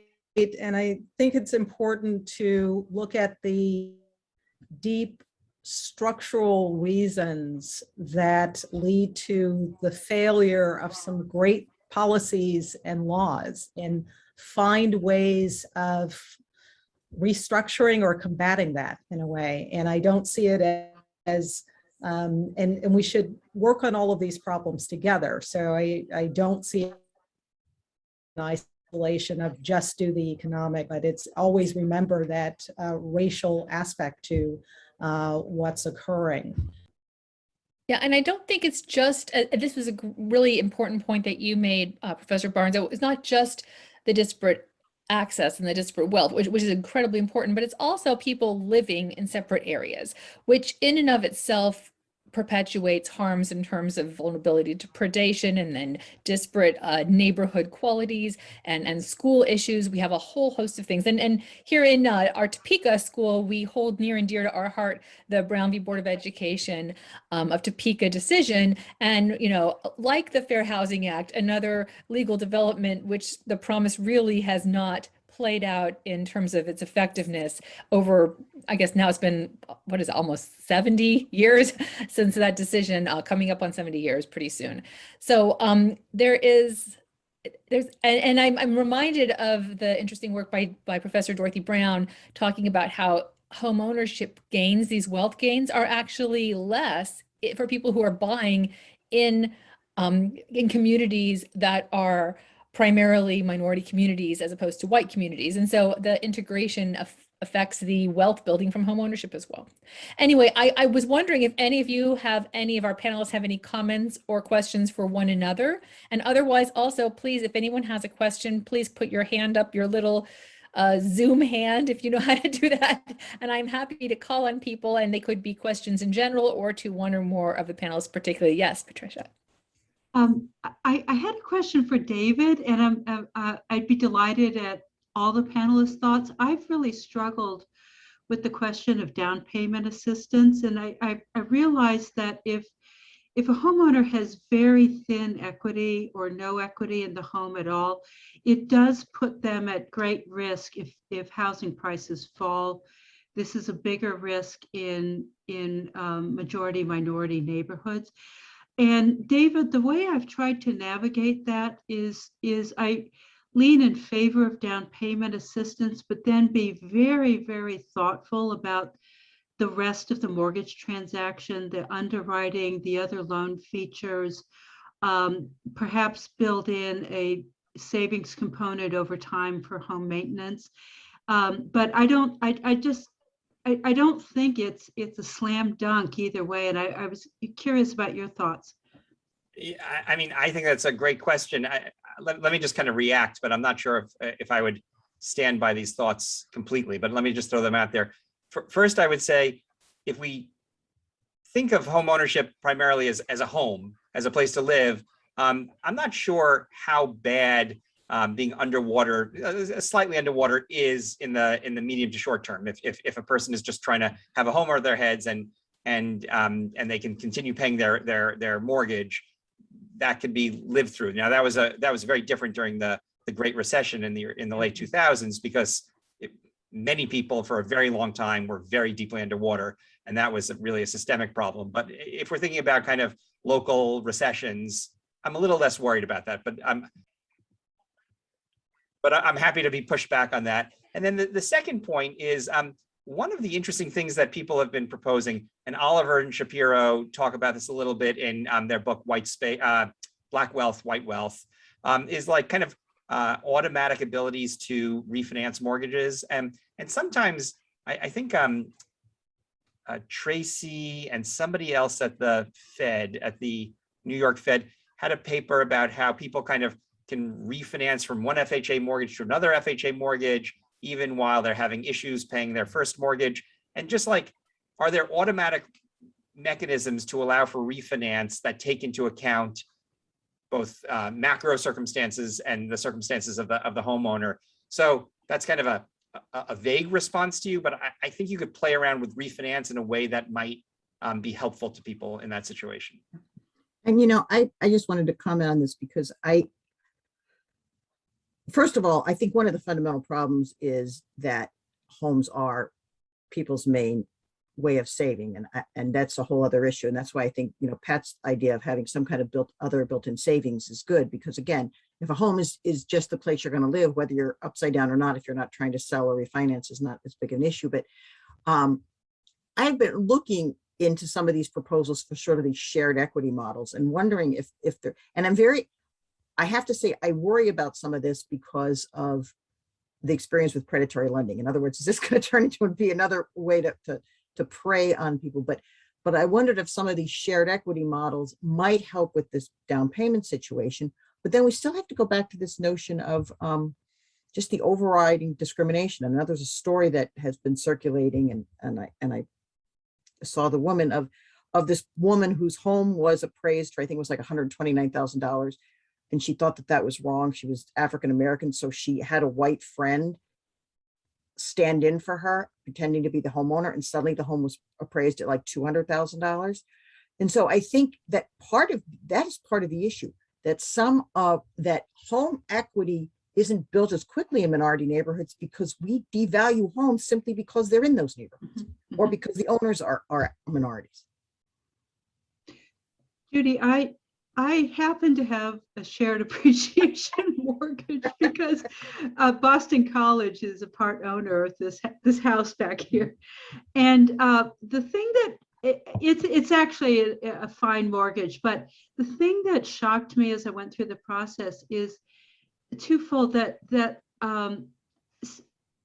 these types of mortgages are not standardized. And so my lender happens to be a Jesuit institution. They're highly ethical, but I think a lot of shared equity investors are not.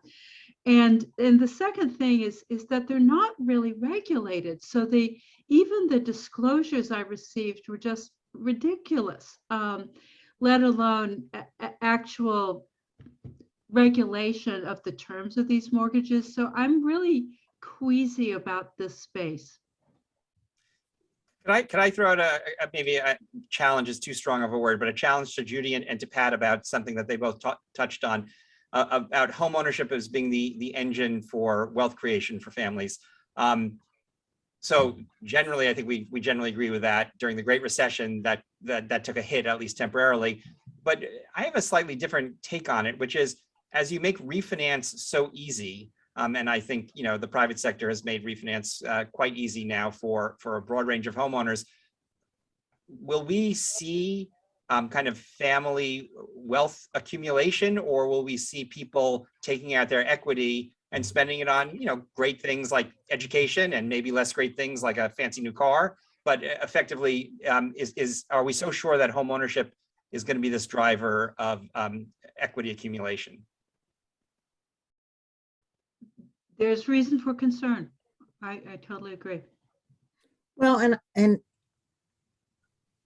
it's sort of, I fall in the middle of that, in that I think for some lower income, anyway, I think for wealthy families, it's always going to be a method of wealth accumulation because they have other ways to pay for college education or retire or whatever.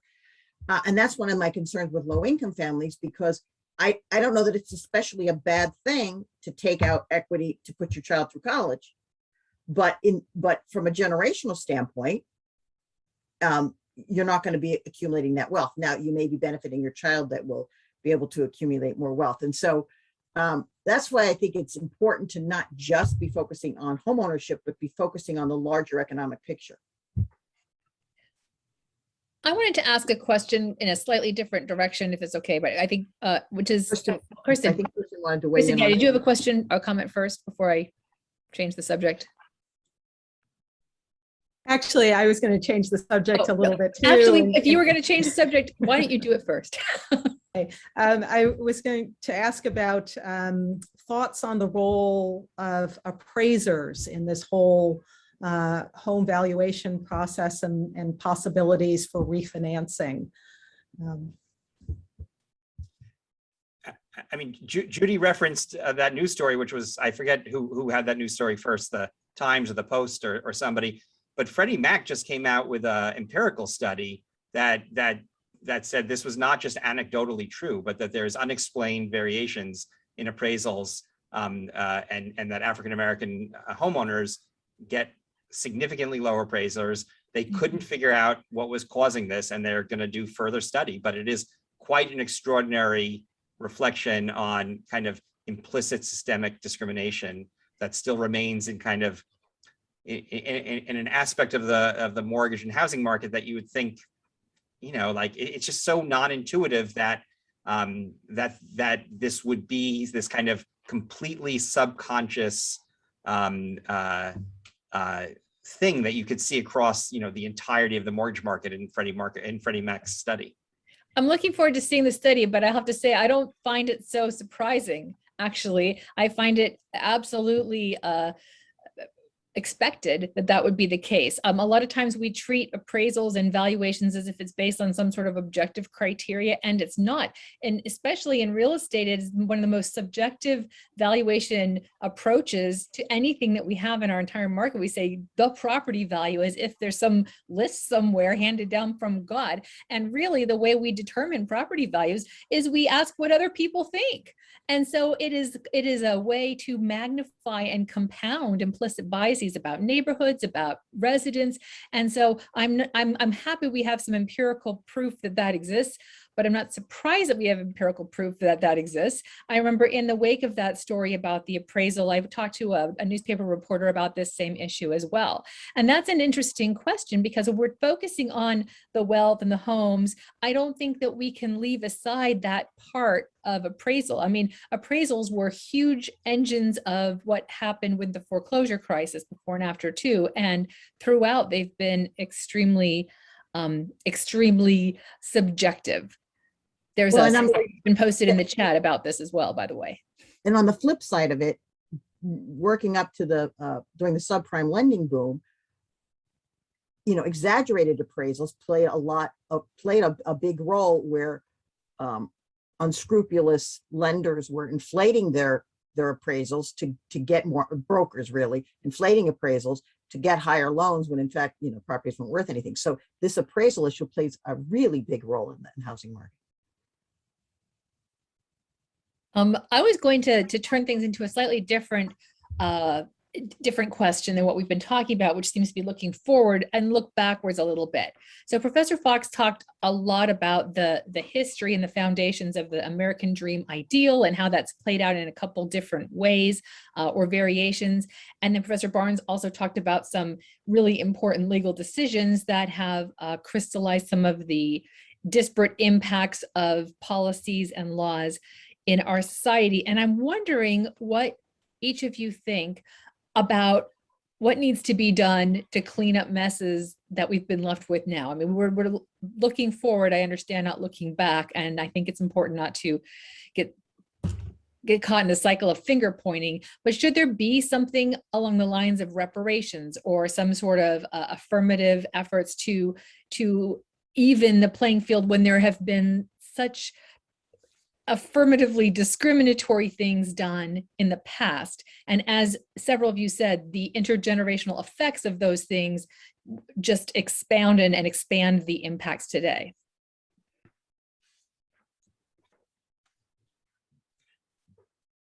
I think it's a really important question, Andrea. I mean, so I was thinking about this a little bit, and one thing that distinguishes, you know, a reparations approach is the price tag. And so, like, Ta-Nehisi Coates in his essay, The Case for Reparations, measured it in the hundreds of billions of dollars. And then I'm trying to remember the name of the scholar. There's the scholar at Duke who is the leading one of the leading reparations scholars. He was measuring it in the trillions of dollars, or he was kind of listing out a bunch of different measurements, and some of them were in the trillions of dollars. And it just seems like it's like beyond the scope of a housing finance response, which doesn't mean it's not important to talk about and think about, but it is several orders of magnitude greater than tinkering with mortgage terms. That's my first reaction. Yeah, and I would say that that definitely some affirmative response needs to be taken. And there are different ways that you can engage in this repair to try to even the playing field. And so that's why it makes sense to look at multiple approaches. But when you just look at the gap in wealth, something drastic needs to be done if things are going to change going forward. And what I liked about some of the comments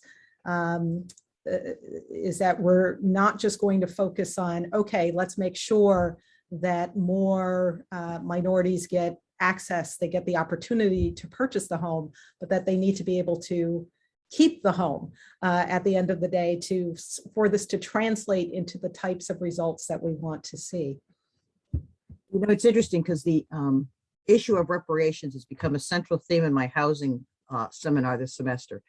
And we've been, and I really struggle with it because one of the things that struck me when I was doing my research, because as I said, I really wanted up to where we were today, because I think a lot of students in particular, but policymakers as well, want to look at the moment and forget how we got there. But almost every other ethnic group has at some point in time gotten some kind of reparations, except African Americans. And I think that something needs to be done, but honestly, going back to what David said, how to do it and how to pay for it, I haven't got a clue, right? And how to structure it, because one of the things that, again, my students found most offensive was this idea that you would give, that the idea of getting reparations would be you'd tell people what they had to do with the money they got, which my students found incredibly offensive, and paternalistic. But from a policy standpoint, that's probably all you'd be able to do. So the question is, one obvious, it's not really a reparation, but obvious thing that needs to happen, which has been mentioned already, is we aren't enforcing the laws that we have, or not effectively, the fair housing laws that we have. But I just don't think that's enough. I think that we have to do something more affirmative to make up for centuries of targeted policies targeted at specific racial groups to prevent them from attaining the American dream. We have, go ahead, Patricia. I'll make this very quick, Andrea. I think in the housing space, one way to think of reparations and the delivery mechanism for that is through subsidies. And so, we have, as David pointed out, a terrible problem with Blacks paying more on averages for mortgages. We need to reverse that and subsidize interest rates for people who have been previously excluded. And one good thing about that is not just the subsidy, but these subsidies are embedded in programs that look at the entire sustainability of a mortgage, and so think holistically about making sure that the borrower gets into is set up for success in other ways is beyond the subsidy. Obviously, we can subsidize the down payment, we can subsidize home maintenance expenses, and so I'd like to think really creatively about committing the resources. We have the moral imperative to do that. I see one of my students that has been, or my former student has been writing about examining the legality of having some sort of affirmative action housing program. Maybe he'd like to speak to. I'll call him out, Micah, if he's here. But in the meantime, we'll see if he wants to say anything. But I also will throw out for people to be thinking as he asks his question, that another student in the chat has asked how the reparations issue would work in the context of Indigenous peoples, which is an additional and very complicated question. But I'll let Micah ask his or tell you about his project to see if you have any thoughts if he wants to. He's like, why did you put me on the spot? I don't know. No, I appreciate it.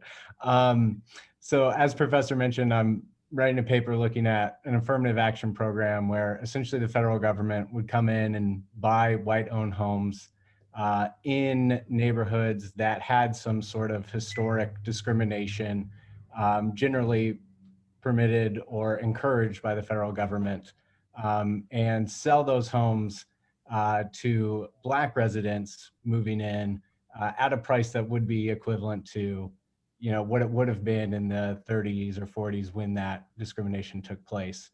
And I guess one of the big things that we run into there is the equal protection doctrines that exist, but also within the Fair Housing Act, you know, the competing goals of integration and anti-discrimination.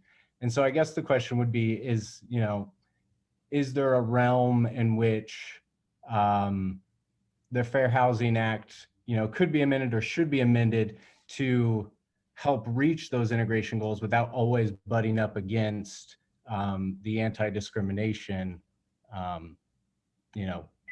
requirement of the law?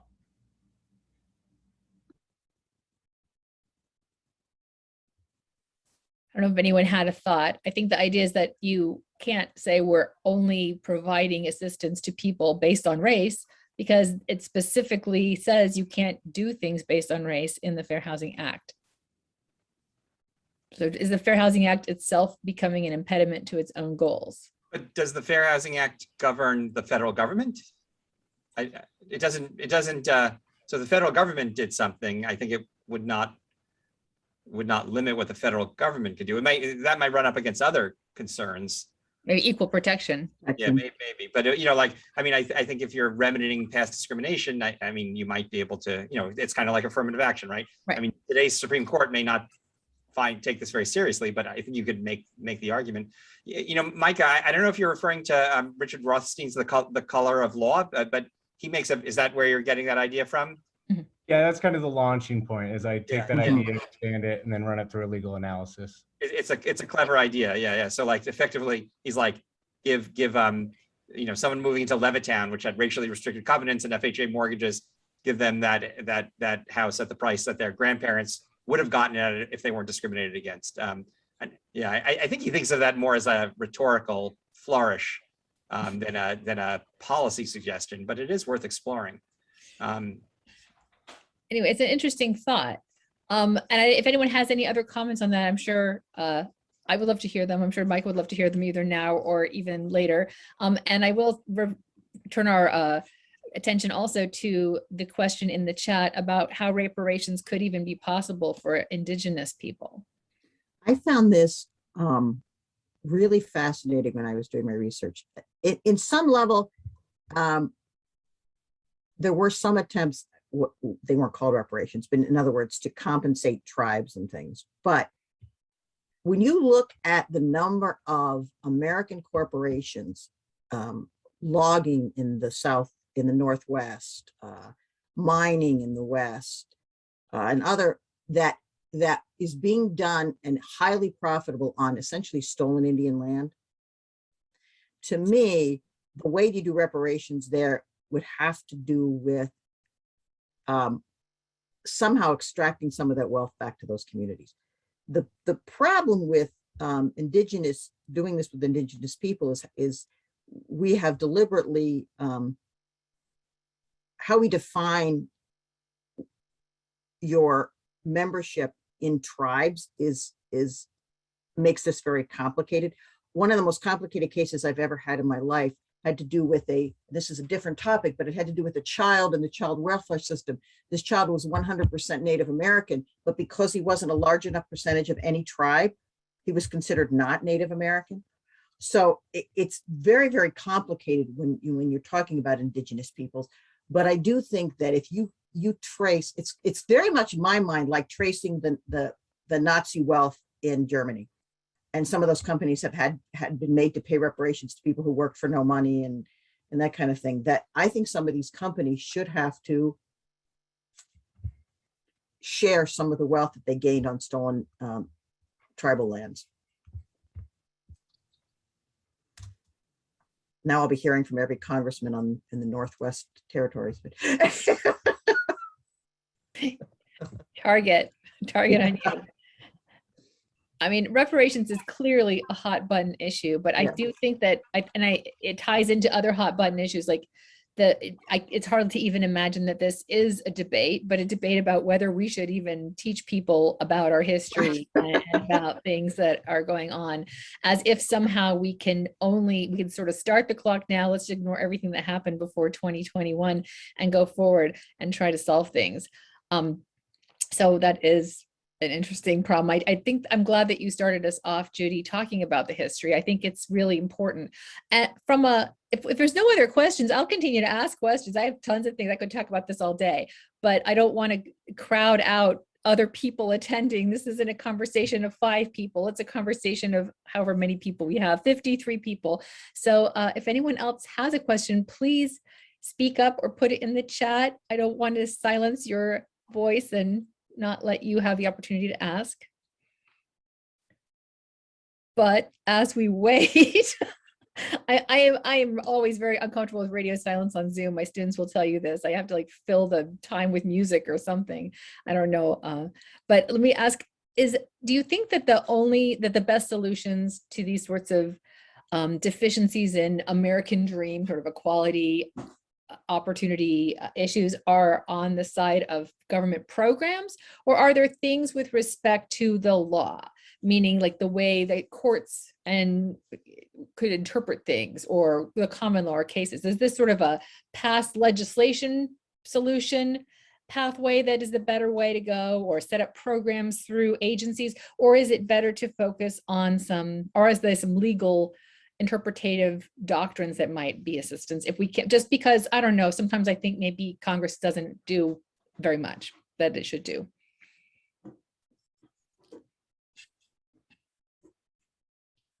Professor Barnes, it looks like you have a, good.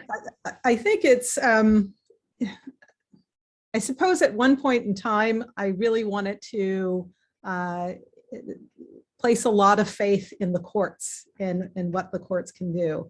And I don't want to completely abandon them, but so much can go wrong with interpretations, as you said, and despite the Supreme Court suggesting there is no ideological bent, we know, as we see decisions being issued, that we can tell there's the ideology and things change. So as I was pointing out in my presentation, you could have moments of what I think are wonderful decisions that advance us towards more equality, and then wait a little bit of time and we shift in the other direction.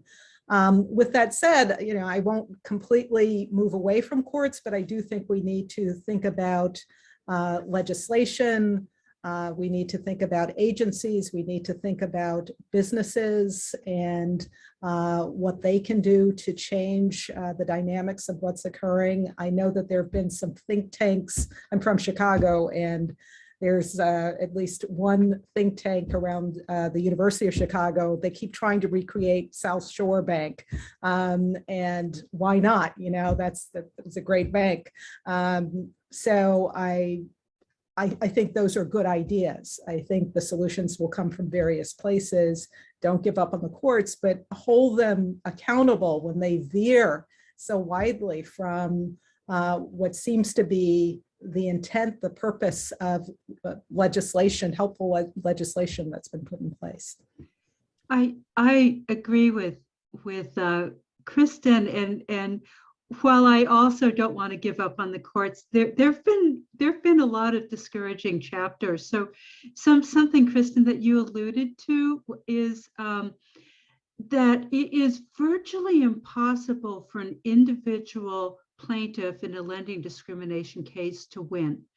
I think the number of reported victories is fewer than 5 historically nationwide since 1968. That's you're right. The fair lending laws for individuals do not work. And a lot of that's about the court's interpretation of the act. The other problem is that courts, with the exception of the Supreme Court, cannot issue decisions that have nationwide effect. And so then we have an unlevel judicial situation. I prefer to have legislation. If it's at the federal level, it has nationwide effect, but the states have also been incredibly proactive in innovations that eventually sometimes get traction in Congress. So I like to proceed on both levels. And the other thing I'll mention, David is just an unbelievable expert on this, is that we have federal housing instrumentalities that are responsible for the vast majority of mortgages, Fannie Mae and Freddie Mac and the Federal Housing Administration. And they shape many of the terms of the availability of mortgages and the sustainability. And working through them is equally important. And on an optimistic day, I think that we can achieve a lot through that. You know, I totally agree with that. And, you know, and Kristen brought up the issue of agencies, and we should think about them as kind of setting policy. But one other thing I think we shouldn't ignore is just, are they operating well? Like, is the FHA is a mess, right? You know, it's very hard to deal with. So when you have a major government agency that operates poorly, it has a big negative impact on the people it serves. And so, you know, as lawyers, we think about laws and regulations and cases, but someone should also just focus on, you know, are these agencies in the 21st century yet, or are they still like in the early part of the 20th century in terms of their technology and their customer service, and just really basic things. And I think you could probably make people's lives a lot better if you improve the quality of how some of these sclerotic agencies did their business. And it's a worry even with Fannie and Freddie, because they've been in conservatorship for over a decade. Like, I just worry that somehow there's problems building up in those big black boxes because the people who run them kind of don't know who's calling the shots and how long they'll be doing what they're doing. And so I think just thinking about operations probably would be a helpful strand to keep in mind as well. Yeah, that makes a lot of sense. And I'm very concerned about Fannie and Freddie too. They're like great possible help and also potentially sources of harm or drag. Professor Jennifer Taub has a question. I wanted to let her have the floor to ask it.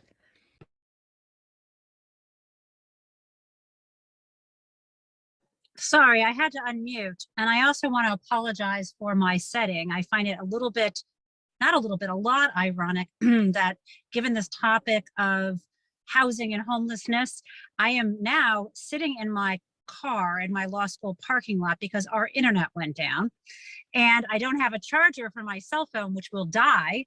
I mean, can you relate?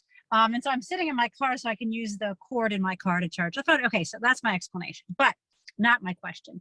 I feel like David and maybe Pat read my mind because I'm thinking both about mechanics and also about the role of the states. So just what I find incredibly frustrating is when, the ethical plan and the people who have the power and to move into the levels of power do the right thing, and yet it doesn't actually get to people who need it. So I'm thinking in particular about the approximately $50 billion allocated for people to pay, renters to pay back rent and to avoid eviction. And at least as of this summer, many of the states had only given away about 15% of that money. And I understand that it takes people and thought to allocate money, but free money? So was there something, I'm curious about, was there something about that $50 billion that was like, you can only use all 50 billion of it to go directly to landlords, and it didn't come with any, funding to hire people to kick tires. You know what I'm saying? Like, is it just states didn't want the money, or was the way that it was structured was done in a way not to provide funds for the support to hand it out? And I don't know if anyone knows that, but I find it astonishing that there was a pot of money no one was drawing into, or not enough. Well, I mean, I've looked at it actually quite a bit, but if anyone else has some thoughts, I know Judy's looked at it as well. So Judy, why don't you go ahead? I'm up to my eyeballs and beyond in it.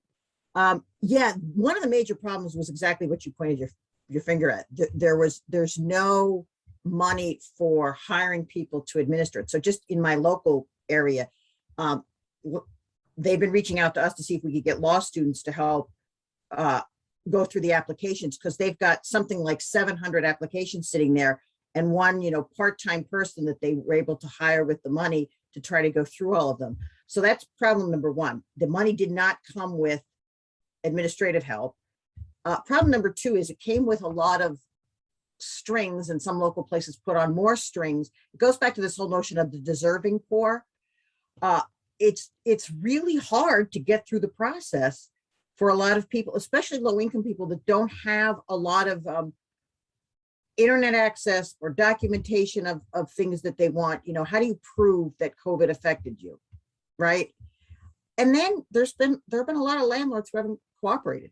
They don't want to give out information. They don't want to participate. And the biggest hurdle that we have found in our community is that the state's requiring you to prove that you were the renter to have a lease.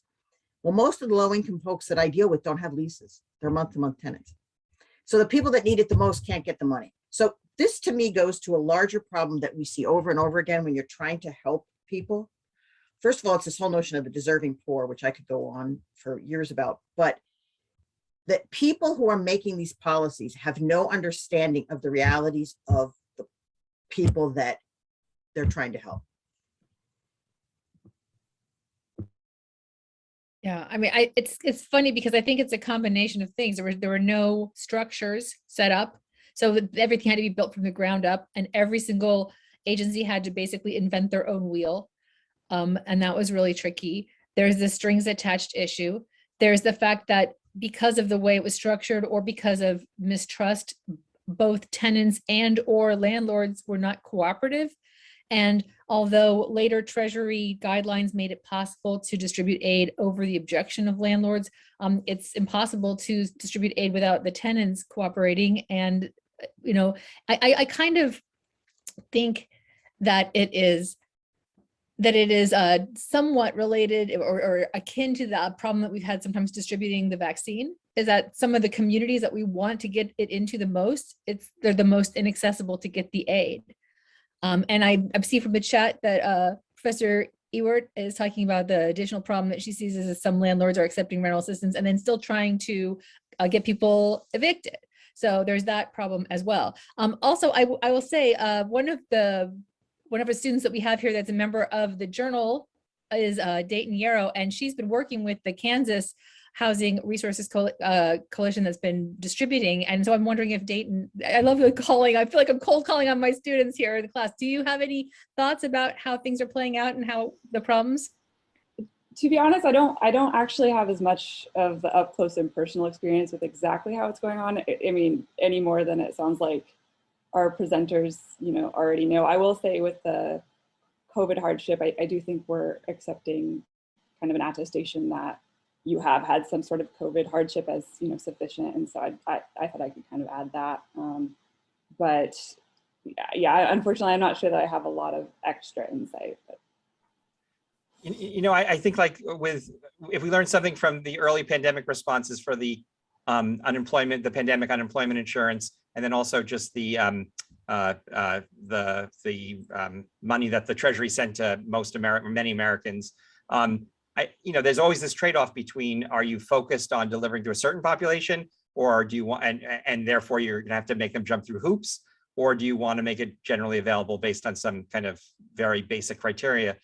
And my takeaway is that those broad criteria did the trick, and you need to build some political resolve to kind of respond to people who say, well, my mother-in-law's brother has a lot of wealth but low income, and he got this $1,000. Like, you have to build political will around saying we're going to accept that some undeserving people get this money, but we've guaranteed that 99% of the deserving people get the money, Right. and that requires that there's a real ideology behind what Judy called, the ideology of only the deserving poor that you need to respond to, and to kind of emphasize the costs of making people jump through hoops might be part of that response.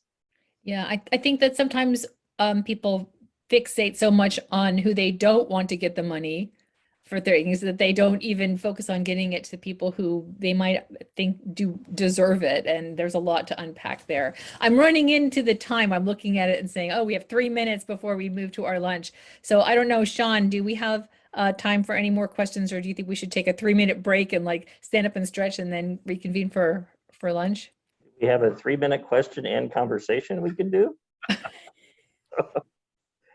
Well, Otherwise, we're fine to go ahead and break. And okay, I think maybe we should, just to give everybody I know it's hard for Zoom fatigue to be too long. So this is your stand up and stretch break. We'll have 3 minutes for 2 minutes now, and then we'll come back. I want to first of all thank you, and hopefully you all can join me either by clapping your hands or by virtually clapping your hands to thank our wonderful panel. I thought this was a fantastic kickoff. I learned so much, and I love learning about this already. So thank you so much, Professors Fox, McCoy, and Reiss, and Barnes. Thank you for coming. Thank you for participating, and I look forward to seeing more from all of you about this. Thank you. Thank you, Andrea. Thank you. Thank let, you. let me jump in and share that our next speaker wouldn't be until 12:30. So Okay. everyone actually has We actually have 32 minutes. Great, fantastic. And there is there's a lot of good resources here in the chat as well. If anyone was interested in some of the things that we were talking about, there's some things about the appraisals, for example, there. So I just want to point that out. But thank you so much, everyone, for coming.